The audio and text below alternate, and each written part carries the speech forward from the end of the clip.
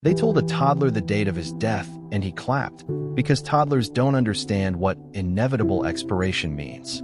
But his parents wept, already counting the days they would lose before he even learned to spell mortality. Welcome to What If Horizons, where we don't just ask uncomfortable questions. We drag them to brunch, stare into their souls, and ask for extra syrup. Today's thought experiment: what if everyone knew the exact date of their death? Imagine a world where the moment you're born, the doctors don't just hand your parents your weight, height, and APGAR score, but also a crisp little slip of paper that reads, expires on March 17th, 2084, 3:42 p.m. local time. Weather, probably cloudy. A death date, final, immutable. No takebacks, no do-overs. The ultimate spoiler alert for the only story that truly matters, yours. At first glance, you might think, hey, maybe that's useful. I can plan my life. I'll know how long to invest in skincare. But let's take a beat. Knowing when you're going to die is like having Google Maps for existence, except the destination is a cliff and you're on a bicycle made of anxiety. In this brave new world, life doesn't begin at birth. It begins with a countdown. From the moment people can comprehend numbers, they start hearing it. Tick, tick, tick. Children compare death dates like trading cards. Oh, you're going out in 2097? Lucky. I'm 2072. I got the short straw. Birthdays become strange. You're not just celebrating life, you're doing subtraction. Yay, I turned 30, only 49 more to go. Unless I get hit by a meteor, which I won't, because that's not how this works anymore. Insurance companies? Oh, they're thrilled. Risk assessment has never been easier. You've got 11 years left? That'll be $2.36 per month. And here's a coupon for funeral streamers. Actuarial tables become obsolete. Instead, there's just a single app, DATHM8. It syncs with your calendar. It sends reminders. Your death anniversary is coming up in 40 years. Book that skydiving trip now. And careers? They're completely restructured. HR departments stop asking about 5-year plans. They ask about your remaining usefulness window. Promotions go to people with longer timelines. CEOs get crowned not for vision, but for expiration dates. He's got until 2120. Put him in charge of our 50-year roadmap. Meanwhile, poor Gary in accounting has just 2 years left.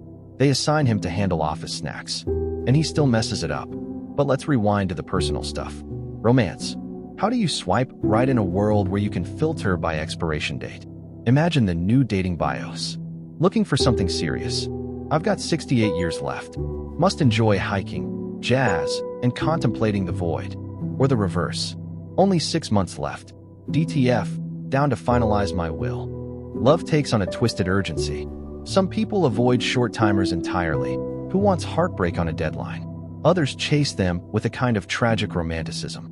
She's dying in 2 weeks. It's like The Notebook, but with more cynicism and better lighting. And yes, there are rituals. Goodbye parties replace birthdays. You get a final bash, planned years in advance. Vendors specialize in farewell cakes. Slogans like "one last slice" become trendy. People book comedians, confession booths, even apology dunk tanks.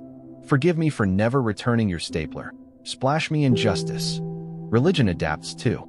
Some faiths lean in hard. The date is divine. Others fight back. Free will, baby. We make our own endings. A new sect emerges, the undaters, those who refuse to look at their date. They shun all tech, cover their ears when someone mentions the countdown. They believe not knowing is sacred. Their motto? Live like your death is none of your business. It's chaos, and clarity, and comedy. Because in a world where no one dies by surprise, the only surprise left is how you live. You see, certainty is a funny thing. We always think we want it, until we have it. And then, suddenly, the mystery becomes precious. What does spontaneity mean when the endpoint is set in stone? What's the value of a lazy afternoon when you know exactly how many you have left? Does knowing the finale ruin the story, or give it more weight? We'll dive deeper into how culture shifts, into how children are raised, into what happens to crime, grief, legacy, ambition. And yes, we'll talk about the people who still manage to waste time even when they know exactly how much they have. But for now, picture this. You're handed your date, your number, your sunset, and instead of dread, You feel strangely free. Not because you'll live forever, but because you finally understand you won't. And maybe, just maybe, that's the start of really living. The first global industry to implode was astrology. You might think star signs and planetary alignments would thrive in a world obsessed with timelines, but no. When everyone already knows their expiration date, nobody cares if Mercury is in retrograde. They're too busy checking how many Tuesdays they have left. Horoscope columns became existential jokes. Leo, today is a great day to try that gelato place. You've got 3,412 days remaining. Enjoy the pistachio while you still can. Ironically, psychics didn't disappear. They just rebranded. No longer tasked with guessing your future, they shifted into death stylists, consultants who help people interpret what their final years should look like. You've got 17 years left, and you've never taken salsa lessons? Honey, that's a crime. Let's talk bucket list. Even time itself became weird. Calendars were redesigned. Standard months gave way to personalized death timelines. Instead of June, your planner might say year 48, quarter 2. Birthdays lost their sparkle. They were just a loud reminder that the sand in your hourglass was now noticeably lower. Still, not everyone hated it. The hyper-organized among us were thrilled.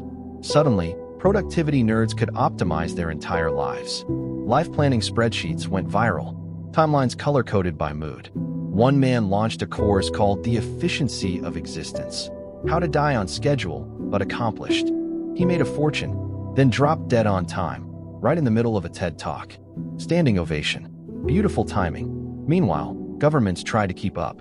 Policy changed overnight. Retirement age? Obsolete. Pensions became precision instruments. Payouts tailored to how long you'd actually be around. Social services got leaner. Why waste time on rehabilitation if he's got 8 months left? They said it quietly, but it was there, in every line item, every budget draft. The countdown was embedded into the bureaucracy. Then came the deathfluencers. Of course they existed. On social media, death dates became the new clout metric.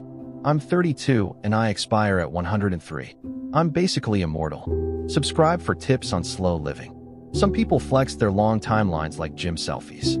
Others went niche, micro-celebrities who documented their final year like a reality show. Followers watched them tick off goals, make peace with exes, eat too many pancakes. When they finally logged off, permanently, comment sections flooded with crying emojis, digital candles, and debates over whether dying on livestream was tacky or transcendent. But for every deathfluencer, there were 100 quiet timers. People who stopped trying to be anything but. No more hustle. No more brand. Just existence in its quietest form. A woman in Norway went viral for doing nothing but sit by a window for her last 2 years. No speeches. No advice. Just tea, wind, and a face that slowly aged. People watched because it felt honest. Now imagine being a child in this world. You're 6. You've just learned your numbers. You can count to 100. And you also know you'll die on March 9th, 2109. Your friends tease you. Mine's 2114. I'm 2097, but I'm gonna live harder. It's like comparing Pokemon cards, but with existential dread. Schools adapt fast. Curriculum includes mortality management. Kindergarten classrooms hang end-of-life empathy charts. Kids color in how they feel about their upcoming demise. Today I feel sparkly about dying, says one. Another writes, I feel spaghetti. I don't know why. No one judges. That's just how mortality tastes to 5-year-olds. Parenting changes, too. Milestones shift. First steps. First words. First serious talk about your death date. Parents try to keep it gentle. It's okay, sweetheart. Everyone gets one. It's not a punishment. It's just the rule now. Some kids take it well. Others, not so much. Night terrors rise. Therapy becomes a core subject in elementary school. There are cartoons. Yes, cartoons. Explaining the circle of life, narrated by talking cats with expiration stamps on their foreheads. Remember, kids, even Mr. Whiskers will one day go poof. The great irony? Despite all this clarity, people still procrastinate. You'd think that knowing exactly how much time you have would light a fire under everyone. But no, humans are creatively lazy. I've got 36 years left. I'll start painting next week. Plenty of time to learn guitar after the next season of that show. It turns out the problem was never about not knowing. It was always about being human. The capacity to ignore reality is one of our most underappreciated skills. Of course, the opposite happens too. Some become addicted to meaning. They try to extract purpose from every hour. They spiral into existential spreadsheets. Did I make today count? Did I grow? Did I post something inspiring? One man had a breakdown because he spent 3 hours reorganizing his sock drawer. That's 0.00004% of my life gone, he sobbed. His therapist prescribed deep breathing and socks with flamingos. But here's the twist. Even in this hyper-calculated world, unpredictability creeps in. People still fall in love without warning. Grief still gut punches. A sunset still silences someone unexpectedly. Because while the end is known, the middle is still a mess. And maybe that's where the magic stayed. Because life, it turns out, is not measured by how long you have, but how lost you allow yourself to get, even when the map is printed in bold font. Somewhere between existential planning apps and prepaid funeral playlists, a new global ritual was born, the halfway day. On the exact midpoint between birth and death, every person was expected, culturally, not legally, but with the same kind of pressure as birthday calls from your mom, to stop everything and reflect. Schools closed. Offices paused. Highways played ambient piano music. Even the stock market observed a moment of stillness. On that day, you did one thing. Stare into the abyss of your own timeline and ask, is this what I meant to be doing with it? Naturally, people reacted in wildly different ways. Some had emotional breakthroughs. Others just got drunk on nostalgia. One man built a giant sundial shaped like a middle finger, climbed to the top on his halfway day, and screamed, I regret nothing except maybe the beard phase. Thousands cheered from below. It was televised. The beard trended for weeks. Governments tried to capitalize on the moment. They launched national self-audit programs. Citizens were encouraged to rank their regrets, rate their spiritual progress, and complete online quizzes like, which tragic flaw are you? But by year 3, the initiative flopped when most people chose denial and then lied about it. And then came the death day leaks. It started with one rogue employee at the Central Registry of Termination Times. Yes, that's what it was called. And yes, they had terrible branding. He uploaded thousands of files to the open web, exposing not just random dates, but the chilling pattern of planned deaths among elites. Billionaires with suspiciously identical expiration years. Politicians who always died in office, like clockwork. Suddenly, the death date wasn't just a neutral fact. It was power. Conspiracy forums lit up. Some claimed dates were manipulated at birth. Others believed you could buy extensions on the black market, 20 years for the price of your soul, or maybe just a kidney and a well-timed bribe. One theory suggested that the entire date system was rigged by a hyper-intelligent AI that wanted to keep the population emotionally docile. That theory gained traction when the AI, when questioned, simply replied, "Your inquiry has been noted," and then scheduled the questioner's funeral via email. But most people weren't worried about cosmic manipulation. They were worried about how to feel. The truth is, knowing the date didn't simplify emotions, it made them kaleidoscopic. Every feeling became intensified by the shadow of a deadline. Love wasn't just romantic, it was scheduled magic. Guilt wasn't just heavy, it came with a countdown. Joy, it started to feel like smuggling fireworks past security. Even grief changed. No longer sudden, it became scheduled grief. Preemptive mourning became a global phenomenon. People held pre-funerals, where the soon-to-expire would gather their friends, give long speeches, and rate their own life like a restaurant. I'd say I was a solid 3.7 stars. Good service, decent plot, pacing issues around my 20s. Guests would laugh through tears and debate if the obituary should be written in past or present tense before the person technically died. But not everyone wanted to go out on cue. Enter the extenders. This underground movement believed the date wasn't destiny, but suggestion. They practiced chaos. They did things the algorithm couldn't predict: spontaneous travel, blind decisions, random acts of emotional exposure. Their theory? If life becomes unpredictable enough, it short-circuits the countdown. Outmaneuver fate, their graffiti read. Be confusing to your own narrative. One extender famously ate nothing but oranges for a year and claimed it added 6 weeks to his timeline. Another joined a mime troupe, even though he hated silence, just to shock the timeline gods. When he outlived his date by 10 minutes, he stared directly into a news camera and whispered, "What now?" and then promptly tripped into a decorative fountain. Corporations tried to monetize the fear. Countdown gear flooded the market. Smartwatches that reminded you how many breaths you had left. Death-themed diets. Die Slim, read one ad, with a smiling corpse in activewear. Airlines offered last flight specials with morbid packages, champagne, window seats, and a parachute just in case. But the real change came when children started resisting. A generation raised on digital death timers rebelled not with violence, but with absurdity. They made memes of their own timelines. Only 21 years left? Better finally finish that Wikipedia article I started at 12. One teen wore a shirt that read, "Ask me about my expiration and I'll cry into your sandwich." Schools had to install countdown-free zones where no dates could be discussed. A new slang term was born, DOD, date of doom. Used sarcastically, "When's your DOD?" "Thursday." "Oh dang, wanna grab tacos first?" But behind the jokes was real pain. Anxiety rates skyrocketed in youth. How do you dream big when you know the precise limits of your arc? What's the point of imagining a future when you've already been assigned your finale? Therapists began using new language. Instead of life goals, they coached death arcs. Instead of career plans, they asked about existential resonance. Instead of treating dread like a problem, they reframed it as part of the curriculum. Everyone had to learn to carry the countdown, like a cosmic backpack. And yet, people adjusted. Because people always do. We don't adapt to what we know, we adapt to how we carry knowing. A world with death dates was not a world without wonder.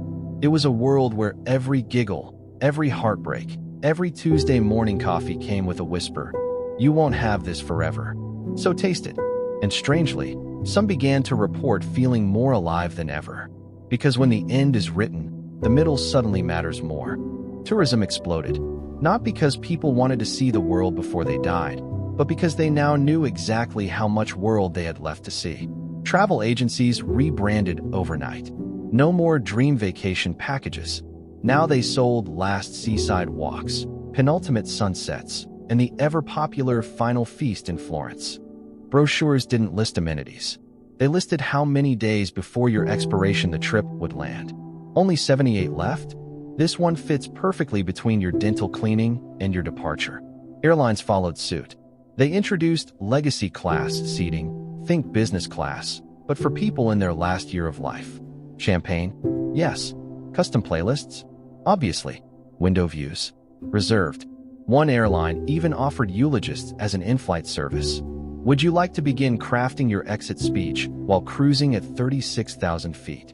But perhaps the most bizarre innovation came from the funeral industry, which finally achieved what it always dreamed of, subscription models.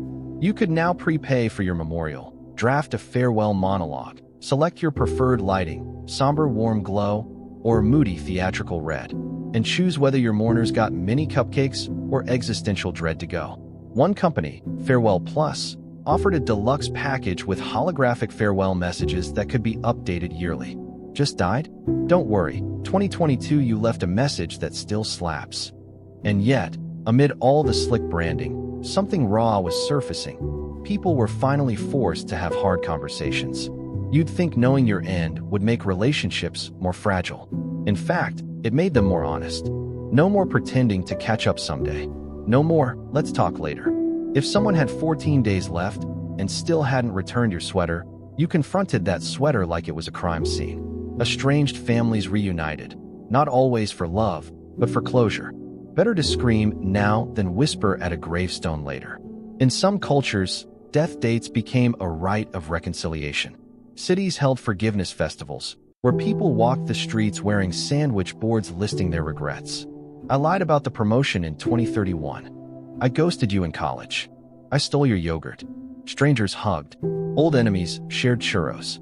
One couple even got remarried after bumping into each other at a mutual, "I was kind of a jerk" booth. Education changed dramatically, too. With lifespans known, schools started designing custom life arcs. Kids no longer asked, "What do I want to be when I grow up?" They asked, "What do I want to feel before I'm done?" The curriculum shifted from knowledge accumulation to emotional agility.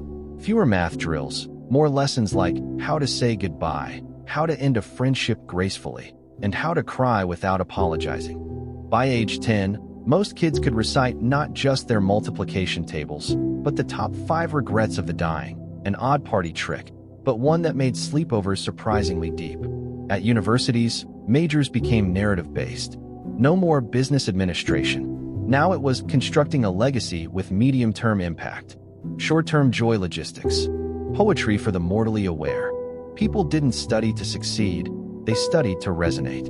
And then came the death hoppers, a particularly audacious group of people who decided that if their date was fixed, they'd bounce between identities until then.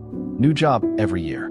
New name every decade. One woman, born Karen, lived as Sasha, then the Oracle, then finally Bleep, legally, yes, with the exclamation point. Her obituary simply read, "You never knew who I was, but I did." 2074 to 2139. Religious institutions split sharply down the middle. Some embraced the new world. Your date is sacred, pre-written, divinely orchestrated. Others denounced it entirely. No entity but God sets your final alarm. A schism formed. Death fundamentalists versus timeline acceptors. The former wore blindfolds on their birthdays. The latter got QR code tattoos that linked to countdown clocks. Some tried to cheat the system. Not extenders, cheaters. Hackers began offering black market date switches. For a steep price, you could swap your timeline with someone else. It wasn't legal, it wasn't ethical, and it wasn't stable. One glitchy swap led to a 9-year-old inheriting the death date of a 92-year-old, and suddenly developing a taste for prune juice and war documentaries. But even with all the madness, the weirdest change wasn't public. It was private. The mirror. Looking into it, you couldn't lie to yourself anymore. You couldn't say, "I've got time," or "maybe later," because you knew you didn't. The mirror asked, quietly and constantly, "Is this who you want to be today?" And sometimes you answered yes. Sometimes you changed your shirt. Sometimes you changed your city. And sometimes you just stared back, blinking, thinking, not yet. But maybe soon. The death date didn't make life easier. It made it heavier, denser, packed with urgency and absurdity and sometimes spontaneous compassion. One stranger buys your coffee just because he's got 15 days left and feels like spreading warmth. Another stares at you too long on the subway, not because you're attractive, but because your face reminds her of someone she never apologized to. A third texts an old friend just to say, "Remember that summer? I still laugh about the watermelon thing." It was a world where goodbyes were no longer a surprise. And so, hello became sacred again. Funeral homes turned into event planners. Not just for the end, but for the entire death journey. The average citizen scheduled their final decade like a multi-season television arc. There were farewell tours, visiting old homes, exes, teachers, that weird alleyway where you first cried in public. There were last laugh comedy specials recorded in advance to be broadcast the night before the person's final breath. One popular comedian pre-wrote 22 versions of her own funeral roast, tailored to different moods: playful, melancholy, if the weather sucks, and even in case my third ex shows up. Even music changed. Artists didn't release albums anymore. They released exit scores, soundtracks designed to be played on your final day. They weren't morbid. They were curated symphonies of meaning. Some were uplifting, others haunting. A surprising number included banjo. Streaming services had final playlist categories, with subgenres like peaceful acceptance, defiant until the end, and petty goodbye vibes. Of course, capitalism found a way to exploit it all. Corporations launched deathvertising, customized ads targeting people within a decade of their date. Only 7 years left? Isn't it time for a luxury mattress? Slogans became more direct. Don't die with bad eyebrows. You've only got 3 springs left. Buy the damn patio furniture. But as predictable as some of this became, there were still surprises. You couldn't always anticipate what knowing the end would do to someone. Some people became risk junkies. Not extenders, not cheaters, just pure thrill seekers. Knowing that their death wouldn't come early no matter what, they did everything. Cliff diving, shark petting, extreme ironing. Yes, that's real. One man drove blindfolded through the Mojave Desert yelling, "The date says 2091, baby." He survived. His tires didn't. And then there were the opposite, the sofa mystics. People who became so emotionally overwhelmed by the ticking certainty that they refused to move. They sat in perfect stillness, not because they were scared, but because they believed that motion diluted meaning. "If I only have 12 years," said one particularly poetic recliner, "I'm going to spend them feeling every breath." He live-streamed his stillness. Millions watched. It was surprisingly addictive. Yet amid all this, one universal truth held: goodbyes got weird. You'd think people would become masters at parting ways. But instead, many became bizarrely awkward. Knowing it might be the last time added pressure. Farewells turned into bloated, meandering affairs. "Okay, see you."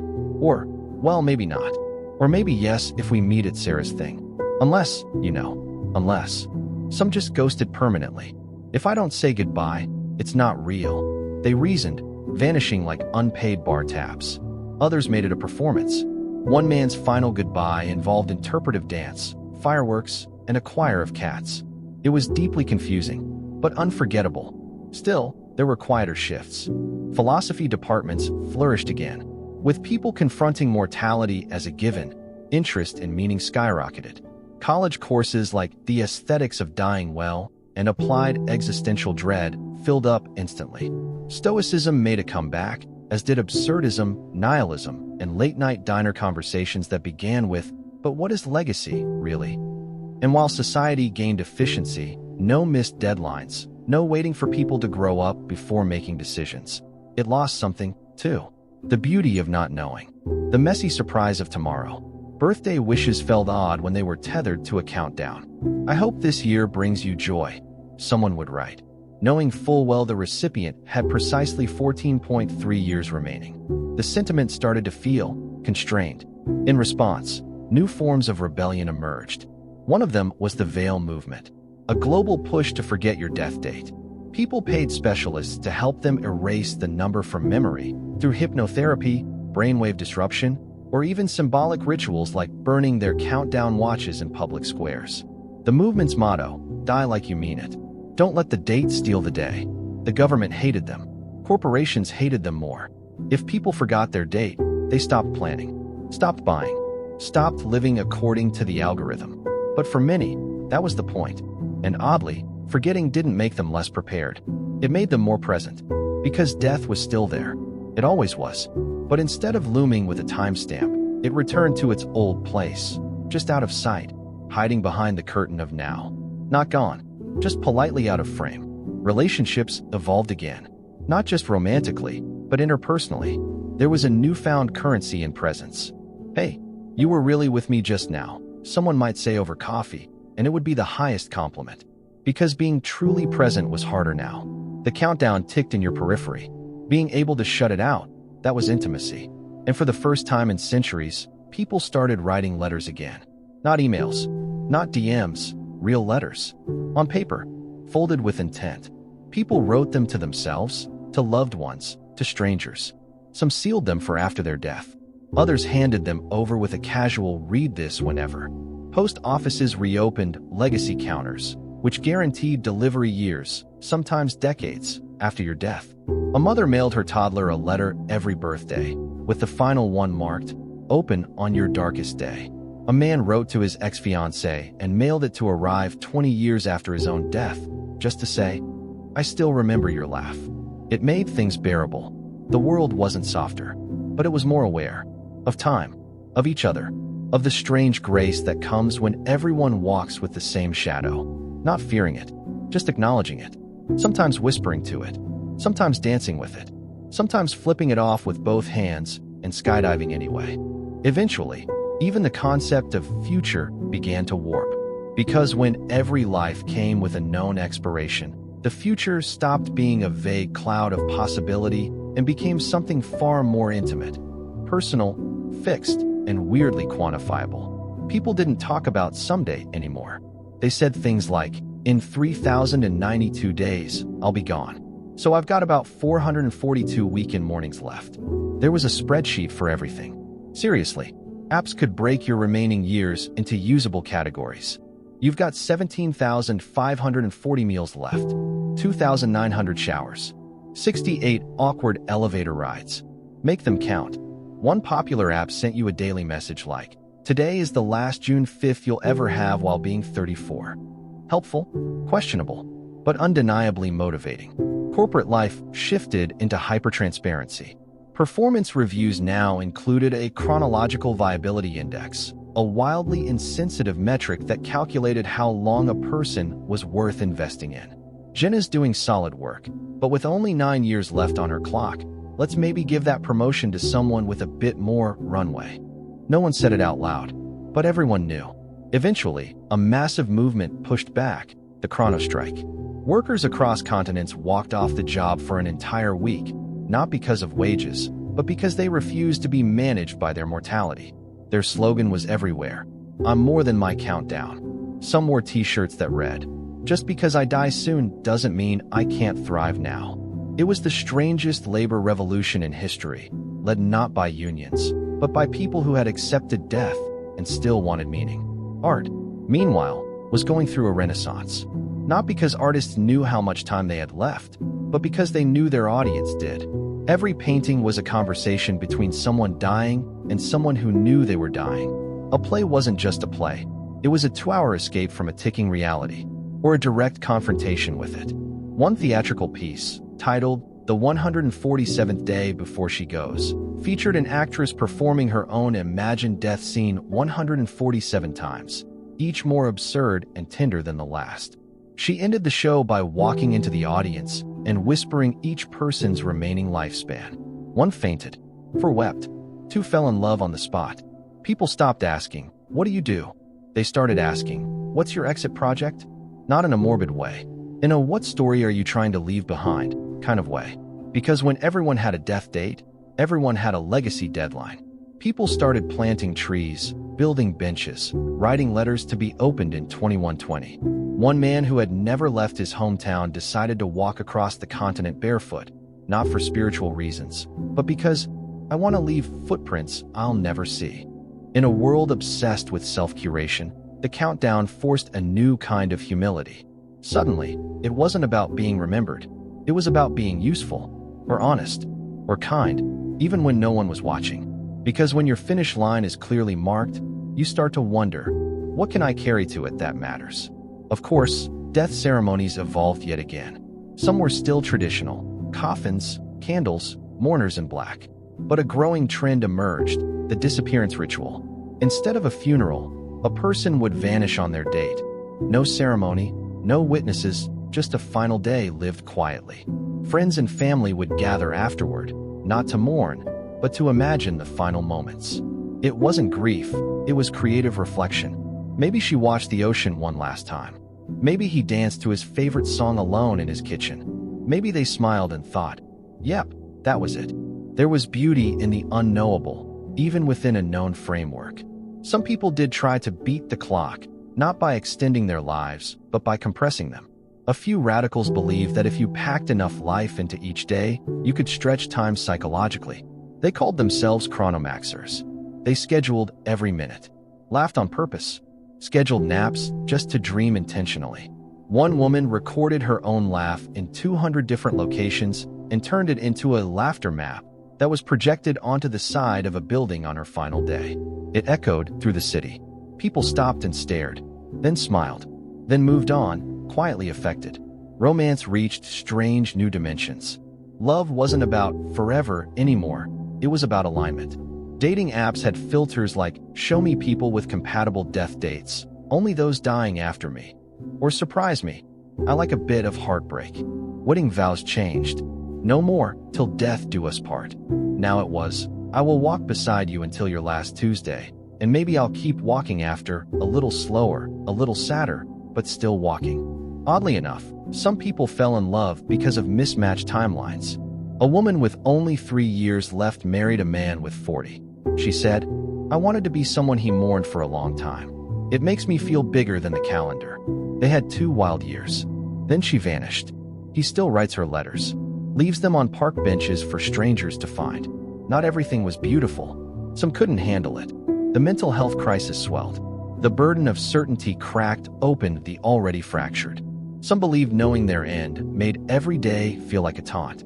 Others clung to life with desperation, scheduling doctors obsessively, refusing to accept the date. They weren't looking for hope, they were resisting math. But there were also the quiet ones. The ones who didn't fight the date, didn't romanticize it, just lived with it. Like an old song playing faintly in the background. Always there, but not always loud. These were the people who laughed a little longer, paused more often, cried openly, and never said sorry for it. They were the new wise ones. And people began to notice. Not the ones with long timelines. Not the influencers. Not the life hackers. But the humans who simply felt everything, without rushing to fix it. They became the true north. In a world that knew everything, they reminded us how powerful it was to just sit in feeling. Because even when the end is scheduled, the middle is yours. The economy, naturally, adapted. It always does. Where humans feel, the market follows, sometimes shamelessly. Retirement plans vanished. No one saved for later when later had a hard expiration. Instead, banks offered life-phase financing, custom loans based on your death date. Want to blow half your net worth at 29 because you're clocking out at 42? Great. They'd give you the loan with a smile and a balloon. Dying at 97? Sorry, you're getting the slow debt plan. Monthly installments until your final breath. Miss a payment, and they don't repossess your car. They just make your final playlist all out-of-tune violins. And of course, this being the human race, someone had to invent the death auction. It started as a joke. People with short time left could auction off their stuff early. Furniture, collectibles, unfinished novels, weird secrets. But then it spiraled. Celebrities began auctioning experiences from their final year. One actor sold 30-minute video calls for $10,000 each. Cry with me before I croak. A retired astronaut offered the chance to spoon-feed him his final pudding. Bidding wars broke out for a painter's last brushstroke. It got weird, then lucrative, then televised. The most popular show on Earth became My Last Tuesday, a high-stakes game show where contestants approaching their death date fulfilled ridiculous challenges, often involving llamas, skywriting, and public declarations of petty revenge. Viewership was off the charts. One contestant spent his final hour tap dancing through an art museum, apologizing to every statue he'd ever thought was boring. But beneath the spectacle, something deeper emerged. Urgency rewired desire. Not just for entertainment, but for connection, depth, truth. When time became a visible currency, people spent it more carefully. Superficial small talk died. How are you? Gave way to what broke your heart this week. Nice weather was replaced with have you forgiven your father yet? Conversation became a kind of intimacy sport. How quickly could you get to the marrow? Social gatherings were smaller, sharper. People didn't collect friends, they curated them. One woman posted a sign on her door. Don't knock unless you bring honesty, poetry, or snacks. Another hosted weekly mortality meals, where guests had to bring a dish and a story about a moment they felt truly alive. And then there were the time swappers, a controversial new class of service workers, people who offered to take over mundane tasks for you. Laundry, dishes, small talk with annoying relatives, in exchange for time with your presence. Not money, not favors. Just moments. I'll fold your clothes if you sit with me for 30 minutes and tell me about your mother. I'll clean your whole house if I can listen to you describe your favorite mistake. Critics called it emotional prostitution. Supporters called it the most humane economy yet. The truth? It blurred the lines between labor, therapy, and communion. And people loved it. Art galleries evolved too. They stopped showcasing permanence and instead leaned into decay. Sculptures made from ice that slowly melted through the exhibit. Paintings that faded as you stared at them, chemically timed to vanish after a single viewing.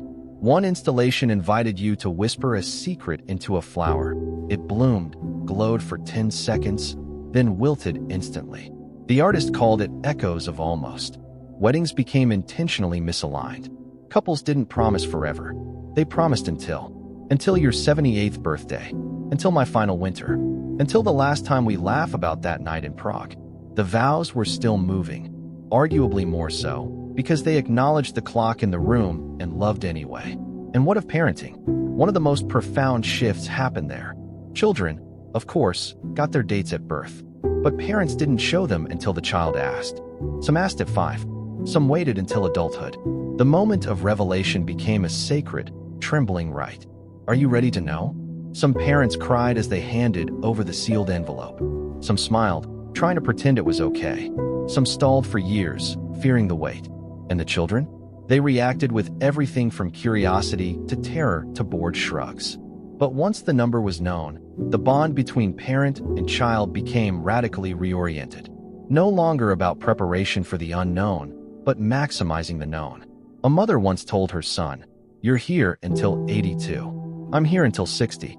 So I've got 42 more years to teach you how to miss me well." That sentence was printed on t-shirts, billboards, one of those motivational posters people used to roll their eyes at. But no one rolled their eyes anymore. Because teaching someone how to miss you, that was the new parenting, and the new friendship, and the new love, and the new selfhood. Even self-care changed. No longer about indulgence, but about alignment. "Does this choice honor my arc?" became a common phrase in therapy. People stopped dieting to impress others. They started eating the food their 90-year-old self would miss. They stopped saving outfits for special occasions and wore sequins to the supermarket. Because why not? The idea of regret began to shift too. It stopped being the fear of what you didn't do and became the fear of not feeling the things you did. People weren't chasing thrill. They were chasing presence. You could hear it in how people spoke. Not "I did X," but "I felt X." I felt the crunch of gravel under my boots in the Pyrenees, and it sounded like memory. I felt the silence after a fight, and it taught me where my voice lives. I felt my grandmother's laugh echo out of my daughter's nose. People became archivists of sensation, and in doing so, they became historians of their own fading futures. Somewhere in a small town that didn't matter on any map, someone started a peculiar tradition, the silent parade. No speeches, no signs, no agenda, just hundreds of people walking together through dusk, each person wearing the number of days they had left pinned over their heart. No one spoke. No one needed to. The shuffle of feet on pavement, the shared glances, the quiet understanding. It said everything. A reporter once asked one of the organizers why they did it. She smiled and said, "Because it's easier to carry the weight when you know everyone else is carrying it too." Soon, silent parades spread everywhere. They became a ritual of communal mortality, a reminder that knowing your own death wasn't isolating. It was unifying. Even the stubborn, even the skeptics, eventually they showed up. Not to grieve, not to fear, just to be with others who were being too. Eventually, even language evolved. People stopped saying "see you later." Too vague, too fragile. Instead, new phrases took hold. "See you before." "Live well until." "Walk gently through your numbered days." The way people introduced themselves changed too. Not with jobs or zodiac signs or hometowns, but with eras. "I'm in my third to last decade. Only a few autumns left. I just passed my halfway mark. I'm noticing trees more." It wasn't performative. It wasn't tragic. It was just honest. As if we'd collectively dropped the charade that we were here forever and realized that honesty, even bleak honesty, was more comforting than denial ever was. Even crime changed. Not in volume, but in motive. Some stole out of desperation to rewrite their timeline. Others committed acts of passion, not out of rage, but out of compression. One man who robbed a bank with only a month left simply said, "I was trying to feel something urgent before I go." Money seemed urgent. He didn't even keep the cash. Just stood on the roof afterward and cried. Prisons adapted, too. Inmates were grouped by remaining lifespan. Therapy replaced punishment. There were end-of-line programs that helped people with short timelines process guilt faster, more deeply. Some called it manipulative. Others called it humane. Either way, society had no choice but to ask, if someone only has 6 years left, do we really want them to spend 4 of them behind a wall? Some countries abolished prison altogether. Instead, they implemented a kind of legacy reparation system. Instead of locking people up, they were required to spend their remaining time improving the lives of others. Teaching, building, apologizing. Some did it beautifully. Others ran. Most tried, because the weight of your ending has a way of sobering even the most lost souls. War, strangely, became harder to justify. How do you send someone into battle when their exact expiration is printed on a database? Military conscription collapsed under the strain of data. One general resigned in protest, saying, "How can I ask someone to die when I know they were meant to live until 84? Nations pivoted. Conflicts shifted to cyber arenas. Propaganda mutated. But mass death as a concept, suddenly, it was deeply personal. Because death was no longer abstract. It had a date, a voice, a weight in every household. And with that, peace became easier. Not because humans got better, but because the cost became harder to ignore. Religious life changed profoundly. Faith didn't disappear, it deepened, or fragmented. Some believers saw the death date as divine proof. God writes our ends. Others saw it as betrayal. Why would the sacred make it this mechanical? New spiritual movements exploded: the timeless path, the church of unknowing, the chapel of the gentle exit. One monastery went viral for replacing all clocks with hourglasses. No numbers, just sand slowly slipping away. A sign at the door read, "Watch nothing but what leaves." And while most of society adapted, there was always that one question. A small one, persistent, whispered in private corners of quiet rooms. What happens to the people who don't make it to their death date? Because yes, it happened. Rarely, mysteriously, but it did. Someone simply vanished, or collapsed, or didn't wake up before the date. No illness, no warning, just absence, and no explanation. The world didn't know what to do with it. The system was supposed to be airtight, immutable, but exceptions cracked the concrete. People started calling them the prematures. Some said they were glitches. Others said they were rebels against fate. Some built entire philosophies around them. If even one person escapes the clock, then maybe the clock is wrong. Families of prematures never recovered. Not because their loved one died, but because they died off script. It broke the illusion. It shattered the comfort. And in that chaos, people realized something chilling. We believed in the date because it felt safer than mystery. The prematures brought mystery back. And mystery, as always, brings fear, and wonder, and awe, and sometimes even hope. And so a quiet revolution began. Not loud, not angry, but slow, subtle. A new desire emerged, not to escape death, not to outsmart it, but to forget the date, to return to the unknown, to reclaim the ache of unpredictability. Because as terrifying as uncertainty was, it was also freeing. You could love someone without calculating how many weeks you'd have together. You could start a project without knowing if you'd finish it. You could wake up without a plan and still believe the day mattered. The movement had no name, no leader, just a shared instinct rippling through humanity. To feel lost again, on purpose, because being lost meant anything was possible. And being found, that was never really the point. The greatest irony of all was that, in the beginning, people thought knowing their death date would bring control, that it would provide a scaffolding for life, a framework within which they could plan, optimize, even perfect the story of themselves. But what it actually did, over time, was reveal just how little control any of us ever had.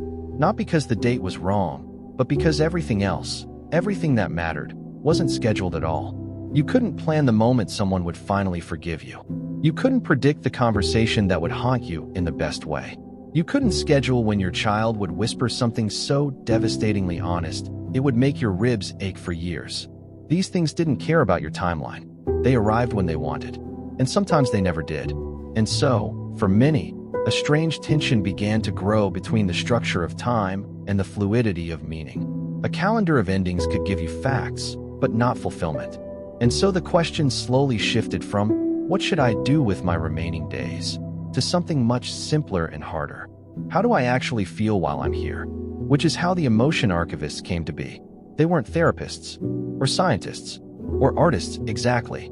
They were chroniclers of feelings, trained to sit with you and help name the emotional weather of your days. They had tools, texture wheels, musical mood prompts, smell libraries. You'd meet one, and they'd ask, what did regret taste like last Thursday? And then help you capture it in a sentence, or a smell, or a laugh. People began to hire them to accompany major life events. Weddings, divorces, hospital visits, Tuesday breakfasts. Not to record what happened, but to record how it felt to be alive in that moment. Because facts fade, but feelings? If you catch them right, they last longer than we do. Another ripple effect, time envy became real. Not for money, not for status, but for longevity. A quiet bitterness crept into conversations. Oh, she's got another 30 years? Must be nice. He's out here quitting his job with 48 years left? Bull. I'd travel too, if I weren't down to 19 months. A new term emerged, date privilege. A discomforting recognition that even among the mortal, there was hierarchy. Those with long timelines started hiding them, downplaying them, while those with shorter ones demanded urgency, voice, space. Some formed advocacy groups. Others just lived louder. And then came the ultimate shift, children born without dates. No one knew why. No new tech. No new policy. Just a few infants every year whose countdowns never appeared. Doctors ran tests. Government databases blinked in confusion. Psychics went into overdrive. And the parents? Some panicked. Others wept with gratitude. A few tried to force the system to assign a date anyway, arguing it was cruel to raise a child in uncertainty. But the kids? They grew up different. Not better. Not worse.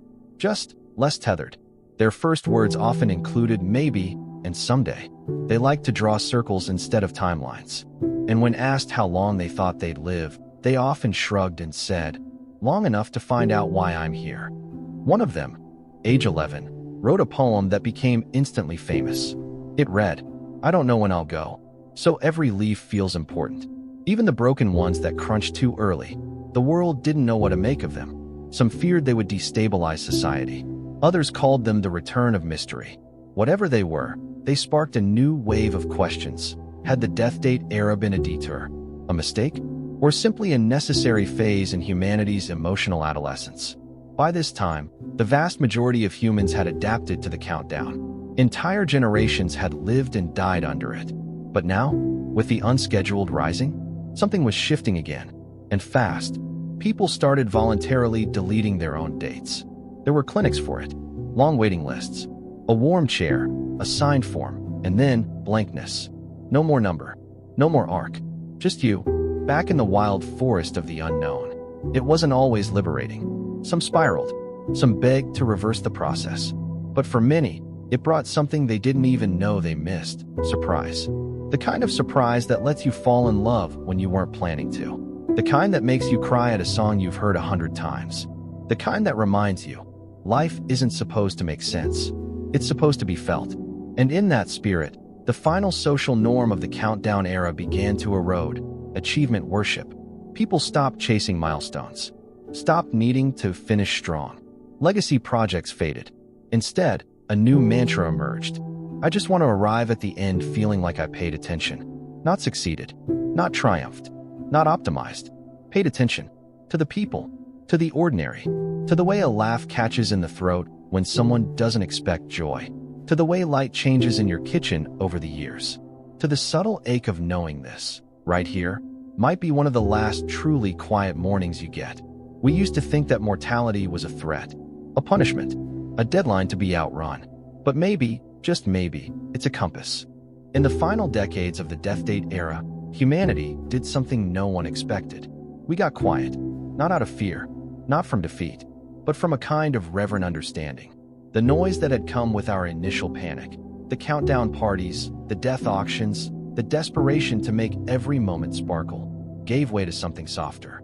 We stopped trying to extract meaning like it was oil, and instead let meaning settle. It was a global exhale, and with that came the rise of a strange, gentle tradition, the almost day. It wasn't an official holiday. There were no fireworks, no sales, no hashtags. It simply referred to the day before your death date. And it was sacred. People spent it differently. Some gathered with loved ones, telling stories they'd kept hidden in drawers. Some went on long walks alone, touching the bark of trees they'd passed 1,000 times but never noticed. Some sat in silence and stared at the moon. A few tried to finish that last chapter, paint that last stroke, send that final message. But most, they did something exquisitely mundane. They washed the dishes. They folded laundry. They fed the cat. They left sticky notes for whoever would come after. Because they weren't trying to be remembered. They were just living, one final time, in the rhythm of being human. And then, the day arrived. People didn't fear it anymore. Not because they welcomed it, but because they had befriended it. Like an old neighbor who always knocks before entering. You might not want them there, but you're not surprised when they arrive. Funeral homes eventually phased out entirely. In their place emerged the last room. Not a coffin, not a crematorium, just a room. sometimes in a forest, sometimes above a bakery, sometimes built into the side of a mountain. You entered, you sat, and the room did nothing. It didn't play music. It didn't count down. It didn't judge. It simply waited with you. Some people died alone. Some invited 1 or 2 companions. Some requested strangers, saying, "I just want someone to be curious when I go." And when they passed, the door opened. The room was cleaned. The chair was reset. And the next person entered. No monuments. No spectacle. Just the quiet rotation of endings. And when the final generation born with countdowns passed on, the world slipped quietly into a new phase. The data vanished. The apps deleted. The system dissolved. No more dates. No more guarantees. Just mystery. Again, some tried to cling to the past. They created clubs for date descendants, or necklaces with the numbers of their ancestors. Others embraced the unknown with relief, feeling as if an invisible pressure had finally lifted. Time became fluid again. People lived longer, or shorter. No one knew, and no one could predict. But what remained, what lasted, was the change in how we looked at one another. With more patience, more depth, less rush. We no longer saw people as interruptions or tasks or hurdles. We saw them as fellow carriers of endings. And in that, something new began. Children born into the dateless era were taught a different kind of lesson. Not make something of your life, but notice your life. Not leave a legacy, but touch what's near. Not don't waste time, but let time touch you. And this became the great paradox. When we stopped trying to manage the end, when we stopped trying to dodge it, define it, delay it, when we allowed it to sit at our table like an uninvited but inevitable guest, that's when we started to live. Fully, stupidly, tenderly, truthfully.